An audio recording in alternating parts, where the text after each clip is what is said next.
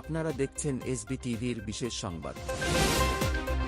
গাজীপুরে মোজাম্মেল হকের বাড়িতে বৈষম্যবিরোধী ছাত্র আন্দোলনের শিক্ষার্থীদের উপর হামলার ঘটনায় মামলা, গ্রেপ্তার ৩৮।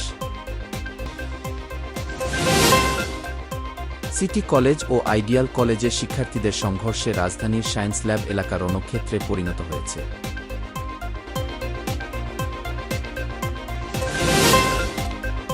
উচ্চশিক্ষার সুযোগ ও কমিউনিটি মেডিকেল অফিসার শূন্য পদে নিয়োগ প্রদানসহ ৪ দফা দাবিতে শাহবাগে সড়ক অবরোধ করেছেন ম্যাথস শিক্ষার্থীরা।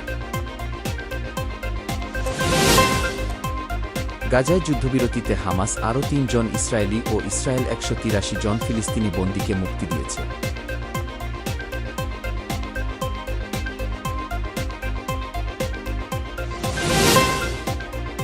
দক্ষিণ আফ্রিকার সংখ্যালঘু শ্বেতাঙ্গদের যুক্তরাষ্ট্রে পুনর্বাসনের প্রস্তাব ট্রাম্পের। টাইম ম্যাগাজিনের প্রচ্ছদে ইলন মাস্ককে হোয়াইট হাউসের রেজলুট ডেস্কের পেছনে বসানো হয়েছে।